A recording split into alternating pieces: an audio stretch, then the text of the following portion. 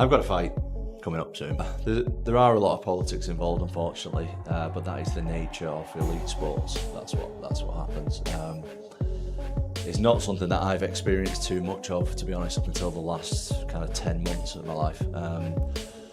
But I really believe it's going to come good in the end and everything's going to work out for the best. So we look forward to that. Tom Aspinall just gave a big clue about his next fight, and it has the MMA world talking. Fans are starting to think this might finally show whether he's been secretly getting ready to fight Jon Jones all along, or if Tom and the UFC have just been messing with everyone for months. One thing is clear. People are excited to find out who he's really going to fight next. Nah, man, John's retired. What are we talking about, guys? John, you guys don't follow John on social media? I don't follow him on social media. He said that... No, me too, actually. Me too, but the guy is living his best life. He's had a fantastic career, we all know. We know John's a religious man, so I want to say God bless him moving forward in what he does with his life and his career. And, we move on. We move on. I'm the undisputed heavyweight champion of the world. I'm ready to take on all comers, get this division moving again. Us guys have been waiting around too long. The contenders are getting sick of it. Everybody's getting sick of it. Even the fans are getting sick of this stuff. So John's retired and it's time that we move on. Tom is making it clear. He's done talking about Jon Jones. After all the mysterious tweets, long delays, title drama, and even Dana White recently saying that things are complicated, Tom seems ready to move on. Aspinall, Jon Jones fight. It's a bit different now, right? Because John's been tweeting a lot about the fact that he's told you his plans, he's ready to vacate the belt, and all the rest of it. He said he's ready to vacate the belt. He said he doesn't care if you strip him, he would vacate it. Crazy. Yeah, I've been busy. I haven't been keeping up with the gossip. He comes back. He's either back today or came back yesterday or whenever he's in Thailand. So he's home. We'll be home tonight, and Tuesday we'll figure this out. If he doesn't fight, because he also called out Francis Ngannou, he said he'd rather fight Francis, which I assume. Who did? John. Yeah. Okay. Not that interested in that then. But if he doesn't fight Tom Aspinall and he does walk away, do you think he's ducked him? Tom Aspinall's the guy. He's the guy. I don't know. Yeah, we'll have to see how this plays. Listen, if the guy wants to retire and doesn't want to fight, nothing you do. I didn't want Habib to retire. I thought DC should have stayed in it longer. So it's none of my business. I'll do what I can to make the fight if we can. If he's talking that crazy. I didn't realize. Aspinall has decided to take a different path. In a calm but clear message, he said he's moving on. He's done waiting and doesn't want to be part of another media circus, while Jon Jones keeps playing games online. Jon Jones. Oh yeah. That old one. Living his best life, mate, isn't he, in Thailand? So everybody reaches a sell-by date, don't they? Everybody's got a time limit. He's reached it, and we move on. I reckon anyone else in that position would have been stripped. I was talking to Adam Caffel about it the other week. Yeah, seen it.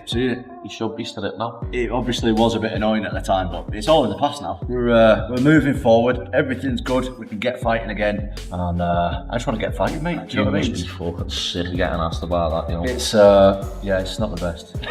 You know what? It's better now because I do know what's going on a little bit, and I am going to fight soon, so that's nice. But for like the last kind of 6 months, I've just not known what's going on. Do you know what the worst bit is? Is like, you know this yourself. It's like money, fame, titles, rankings, all that aside, I just love fighting. Yeah, exactly. I just like fighting people. That's what I got into it for. I didn't get into it for anything else. All the other stuff is just like nice to have on top. I want to be the best fighter I can be. I love it. I'm in the gym every day. I just want to fight. That's been taken away from me for like nearly a year now, and that's got nothing to do with me, which is, it's a bit frustrating to be honest, but we are nearly over it now, which is good. The fact he's not stepping up and fighting yet, he's let the whole MMA fan base down. I couldn't have somebody else saying that they're going to beat me and not at least fight. And then if I lose, at least I tried my best. And it's even more in that case when you're the reigning heavyweight champion of the world and you've got someone holding. It is crazy. Heavyweight It is a championship crazy of the world. situation, but There's a lot of politics in there in the UFC at the top levels, and it's just like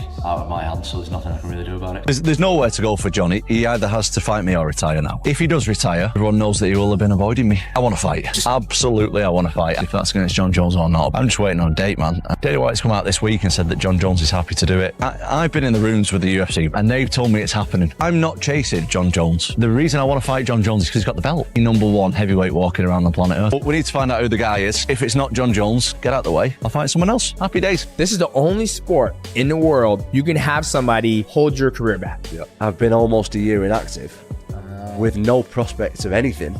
Just be ready, and we'll just let you know. Yeah. And that's kind of difficult, like mentally, to. Oh, yeah. This is the fight against Jon Jones. Like, not the fight is another thing. Yeah. This is the tricky bit where I really have to stay switched on, stay motivated, and I'm trying my best. It's tough. As you said a minute ago, no one really knows what's going on behind the scenes apart from me. Exactly. You're in office cooking. I train all the time anyway. Just because I've not got a fight doesn't mean I don't train. Like, I honestly can see Jon's point of view. I get it. I get it. It's just about the title for me. I just want the title, that's it.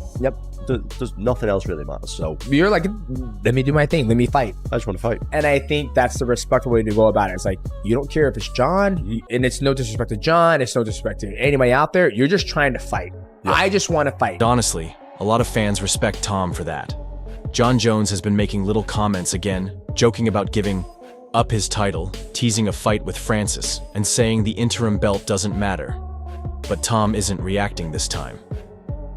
While Jon is online trying to control the story, Aspinall is focused, training hard in the gym and letting the MMA world speak for him. In terms of planning forward, I think he means go and fight the next guy. And if you get past the next guy, then it's still your time.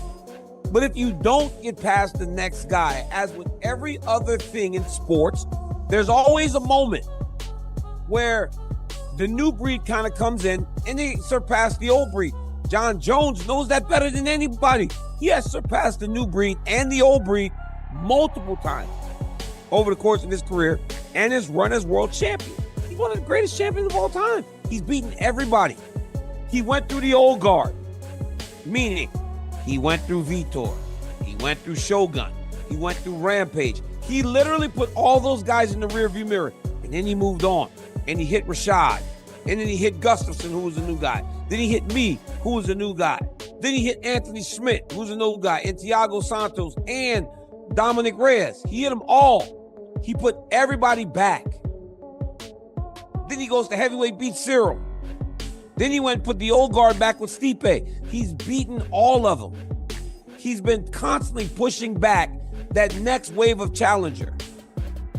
But there's one more wave, because no matter how many times you've done it before, there's a real possibility that at some point it catches up to you. Nobody gets out of this thing clean. Khabib did it. George St. Pierre had a fairy tale ending, but George St. Pierre still had moments where things didn't go great.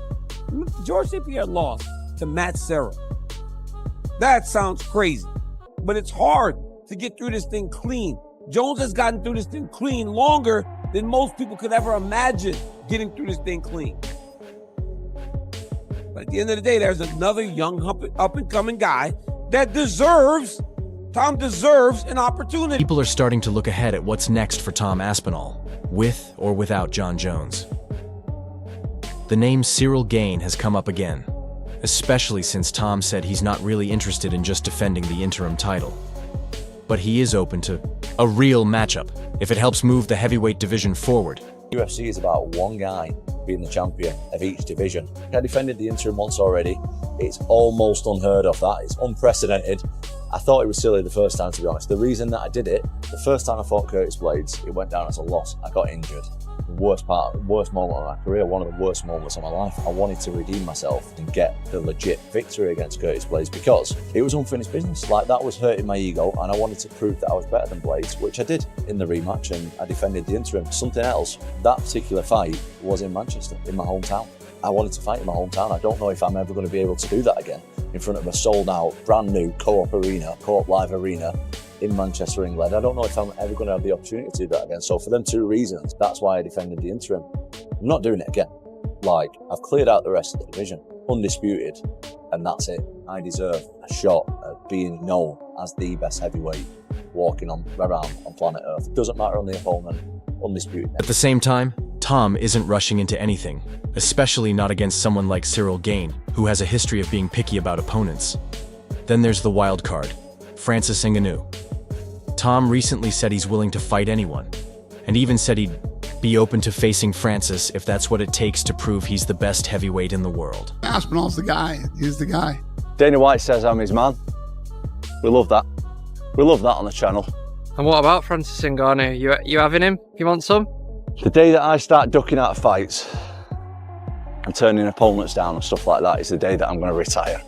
So, as I've always said, and you can ask any promoter I've ever worked with, any guys at the UFC, I'll fight anyone, I'll fight anytime, and I'll fight anywhere. Never turn down a fight in my life. Never will. The day that I start thinking about turning down fights is the day that I'll retire. So to answer the question, whoever they want me to fight is who I'm going to fight. Fans are loving the idea, not because it's likely to happen, but because Tom is ready to fight anyone, anywhere, even if they're not in the UFC. That's the mindset of a real champion, no matter what belt you're holding. But the Jon Jones situation still hasn't gone away. Even though Tom has stopped talking about it, the MMA community hasn't. Many are still calling for the UFC to take the title from Jon if he doesn't defend it soon. Names like Adesanya, Paddy Pimblett, True Geordie, and even media voices like Ariel Helwani have all said the same thing. It's time for action.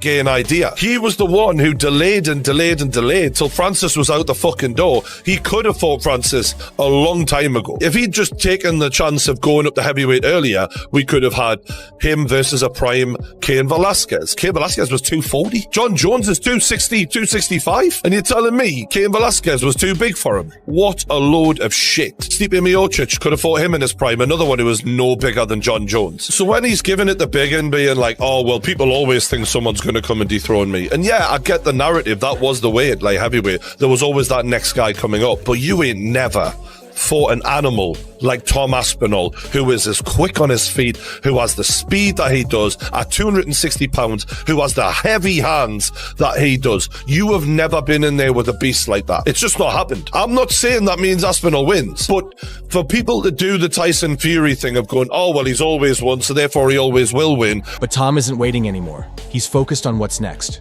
He's done chasing Jon Jones, because going after a fight that may never happen will only slow him down. Tom is in his prime. He's ready now. And if the UFC doesn't set the